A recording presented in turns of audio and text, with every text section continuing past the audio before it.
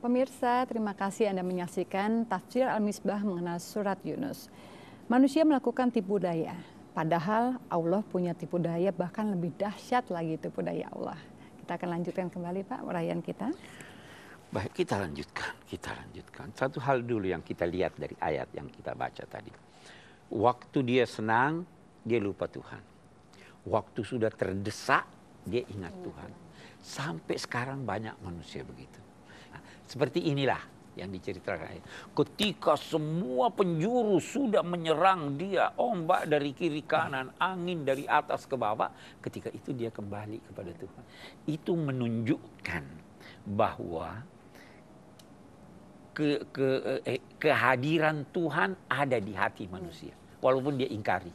Tuhan itu wujud, pada akhirnya dia lari, ya kan?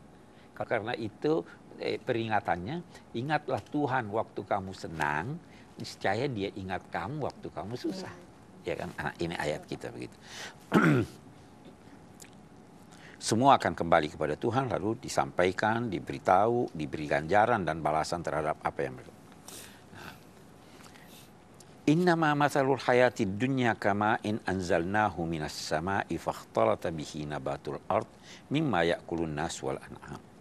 Perumpamaan kehidupan dunia ini seperti hujan yang turun dari langit.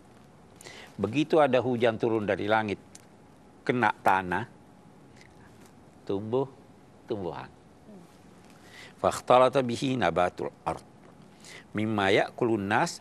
Apa yang tumbuh di bumi itu sebagian dari apa yang dimakan manusia atau binatang. Hatta idza akhazatil ardu zukhrufaha. Kita terjemahkan dulu kita maknanya. Sampai ketika bumi ini telah sempurna perhiasannya, lalu berhias pula dia. Kita lihat. Zukhruf itu artinya emas. Dia sudah ambil emasnya. Lalu dia pakai emasnya. Ya, jadi setelah sempurna perhiasannya dan dia berhias pula, ketika itu orang-orang ini menduga bahwa dia dapat, kalau tumbuhan, dia dapat memetik buahnya.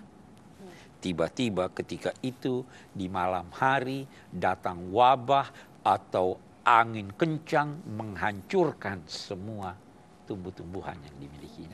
Kita tingkatkan lagi ini pemahaman kita. Sekarang ini ilmu pengetahuan sudah maju. Sangat maju. Orang ada yang berkata segalanya sudah bisa dilakukan oleh manusia. Ya, bahkan sudah bisa bikin manusia ya. Manusia di cloning. Cloning, ya. Betul. Sudah ada yang berkata Tuhan tidak, kita bisa melakukan cloning. Kita bisa menciptakan manusia. Al-Quran berkata begini.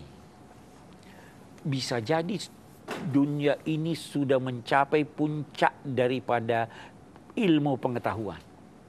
Manusia merasa bahwa dia sudah bisa melakukan apa saja.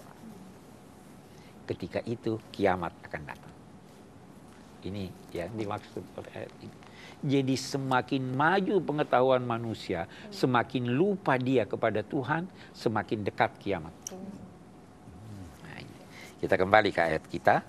Perumpamaan kehidupan dunia ini seperti air yang kami turunkan dari langit.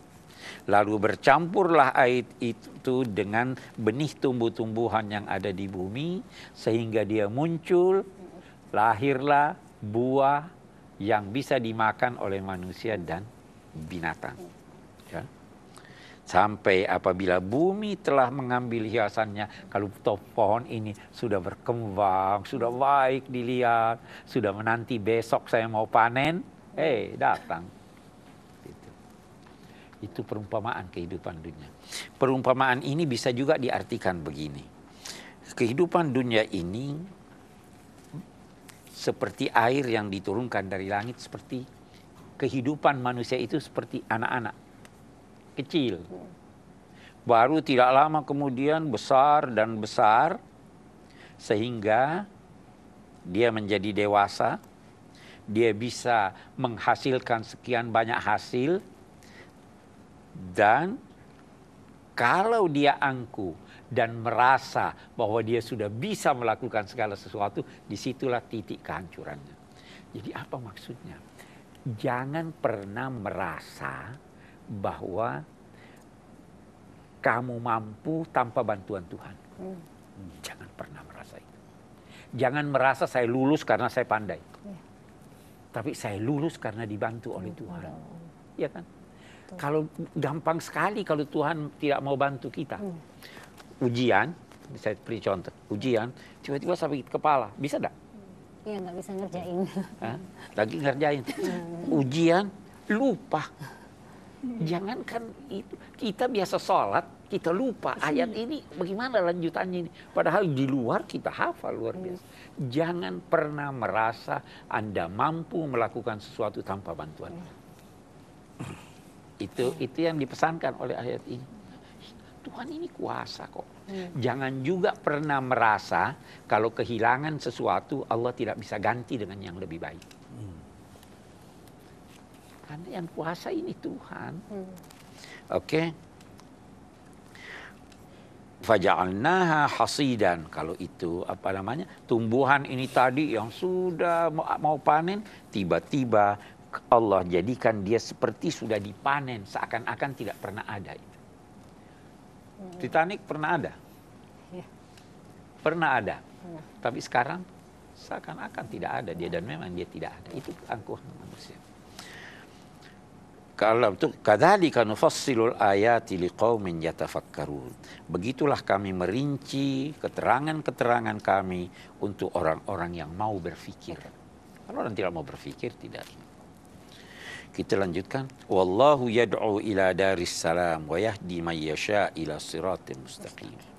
Allah mengajak semua manusia menuju negeri yang penuh kedamaian. Tuhan itu senang orang damai. Damai itu saya sering berkata, damai itu ada dua macam. Ada damai pasif, ada damai aktif. Kalau duduk di bus, tidak ngomong sama yang kiri dan di kanan, damai itu. Sudah damai. Damai pasif. Ya toh? Ya. Tapi damai pasif. Tapi kalau ajak orang ngomong apa kabar, pinjemin dia sesuatu, ini ada, itu damai aktif. Allah mengajak kepada kedamaian semacam itu, dan dia memberi petunjuk siapa yang dikehendaki menuju jalan yang lurus lagi lebar. Jadi kita lanjutkan Kita kembali, Pak. lanjutkan. Jangan pernah merasa kita mampu melakukan sesuatu tanpa bantuan Tuhan, karena semua itu ada campur tangan Tuhan. Kita akan kembali setelah yang satu ini, pemirsa, tetaplah di Tafsir Al-Misbah. Jangan berkelahi, jangan bertengkar. Bukan cuma anak-anak yang dilarang bertengkar. Orang dewasa pun jangan bertengkar. Yang bagus itu adalah damai. Kalau tidak bisa memberi damai yang aktif, damai pasif.